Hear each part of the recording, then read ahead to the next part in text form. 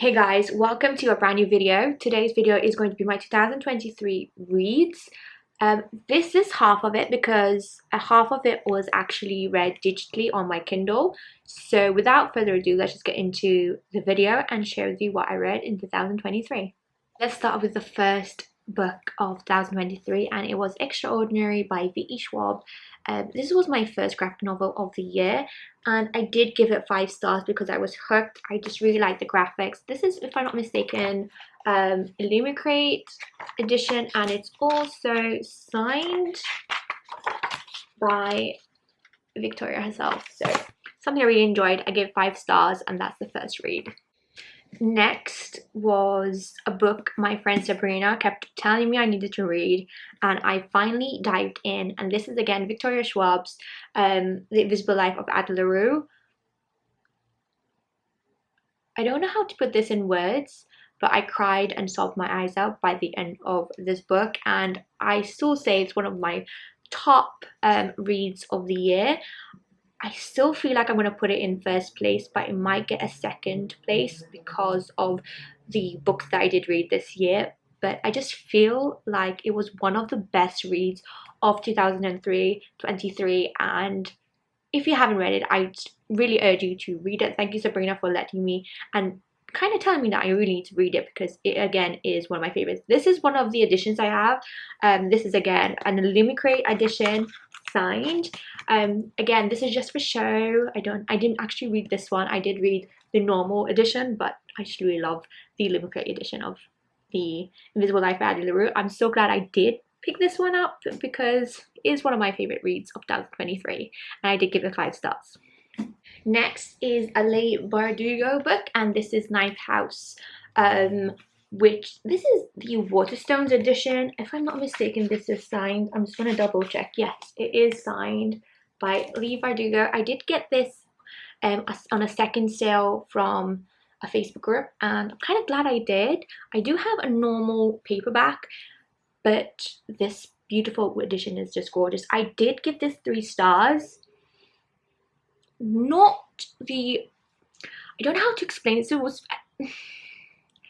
wasn't one of my favorite books, but I wanted to read it, and because I knew Hellbent was coming out and I did get Hellbent, I missed out on the exclusive edition from Waterstones, but I'm still glad I've got this one.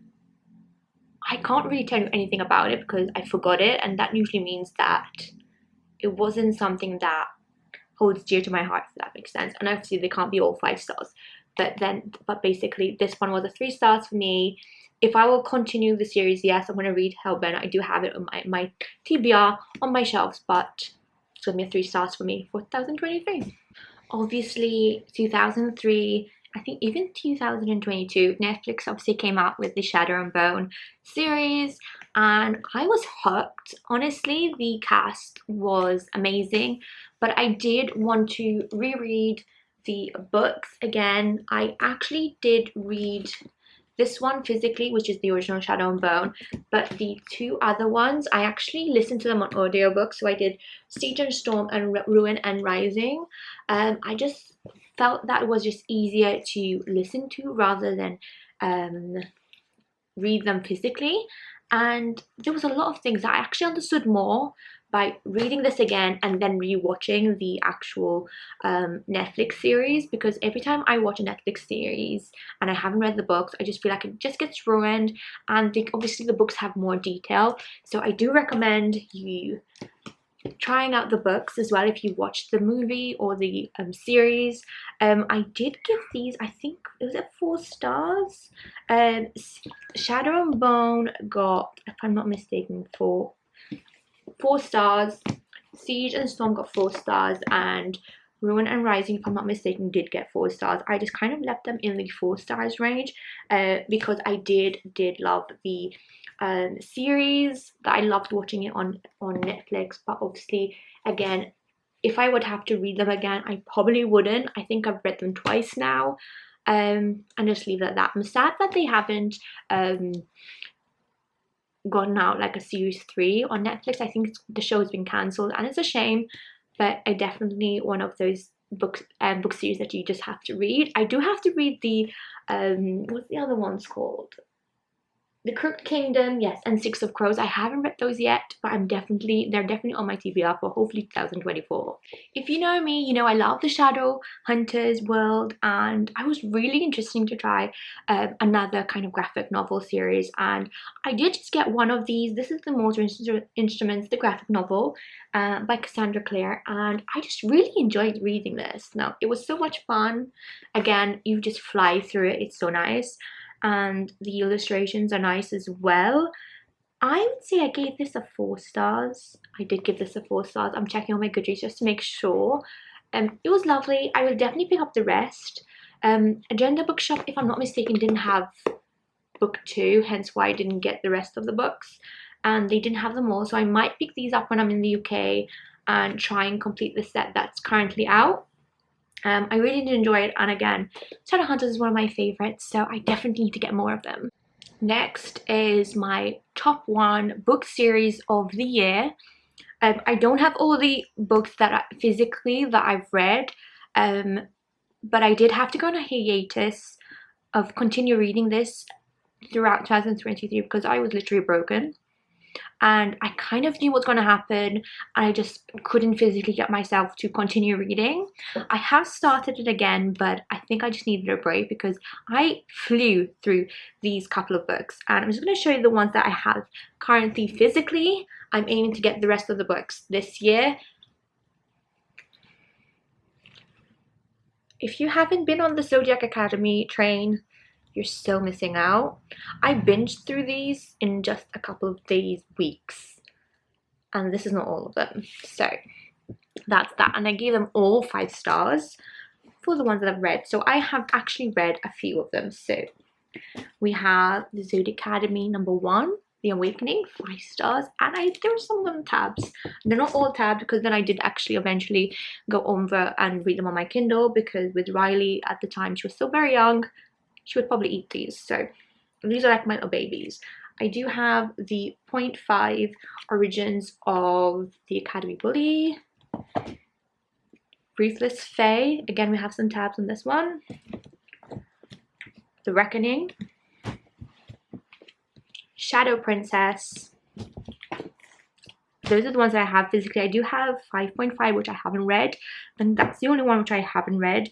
And then we do have Cursed Fates, which is #5, and Fated Throne, which is #6. That one broke me. Fated Throne, #6, broke me. Hence why I'm still struggling to finish #7, which is, if I'm not mistaken, what's #7? Is it Sorrow? I'm just checking just to be 100% that I'm not going to budget the name. So no, Heartless Sorrow is #8. So Heartless Sky, I'm actually about 35% in because I'm so broken and I know what's going to happen by the end of the book because of what happened #6. I don't know how I feel, but I'm actually going to push myself to read the rest physically. I know there is I need to finish #7, #8. There is an 8.5, and I think they're currently writing #9. But I just need to finish it. I know there's a really nice white light by the end of it, and just by reading the next, I think 8.5 is the Veil. I already know what's going to happen, and I'm just too broken to continue reading it. I need to get the physical ones just to make sure that I read them. I do have them all on Kindle because I just find myself leaning more into reading on my Kindle because it's just easy, and it's just easy with a toddler, especially at night, because it's just easy. Again, just easy. But yes, 5 out of 5, my #1 best series of 2023. If you haven't read these, you need them. You definitely need them. That's all I'm gonna say. Next up is actually an arc that I actually was able to read on Kindle thanks to the publishers, and it's called Let's Be Friends by Katie Turner. This one I did give it a 3 stars, and I'm just looking at my review and stuff. It is more of a contemporary, which is something new for me that I have never really delved into, but I really want to try something different, and I just wanted to, when you come out of a slump, especially after reading Zodiac Academy, I just needed something light and fluffy, and I don't normally like indulge into different genres, and I'm so glad I did because I just needed something easy, quick, and I did give it 3 stars because obviously my 5 stars babies tend to go to fantasy or romantic fantasy, and this just kind of just got me out of this little slump and I dived back into something else. Honorably mention, I have to add this in. I actually managed to get an arc of a really cute and fun baby kind of children's book, and it's called Hide and Seek Nuts to Eat by Tracy Gold. Um, I actually liked having this on. I had it as a PDF from the publishers, and the book itself is really cute and easy to follow, especially just showing it to my Riley, my kid. She was 1.5 at the time when I read it, and it was just nice seeing it's just a really nice illustration book. I loved showing her illustration book. She loved seeing all the pictures. Just a little honorary mention. It's not that for me, but I just enjoyed reading it to my child, so I just had to add this little book in here. We have another arc. This is my arc era. So this one is called North Queen by Nicola Tyke. And again, this was another arc that I was kindly given. I did give this 4.5 stars. It was a really good book.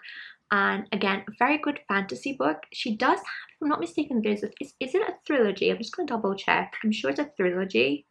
Yes. So the next one was going to be Shadow Queen and then War Queen. I definitely will be picking these up on my Kindle because gotta have them. If I can get them as physical books, I will definitely do. Nicola has amazing writing. I was hooked. And if you haven't read this book, I definitely recommend it, especially if you like these kind of anything with a queen, anything that's royalty. I'm like obsessed, and I just really liked it. So 4.5 stars for me, and definitely reading the rest in the series. This next book is one book that hit the book talk, book Instagram, everywhere by storm, and obviously you guys know what I'm going to talk about. It's Fourth Wing by Rebecca Yarros. Like, what in the world? Like, I could have got the first print signed edition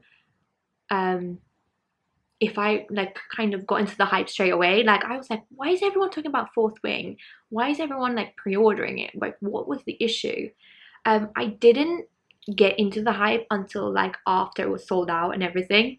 So I am upset that I didn't get anything, like not even Iron Flame. I didn't even manage to get the pre-order for Iron Flame, the exclusive edition, because I was too slow and I hadn't read the Fourth Wing yet.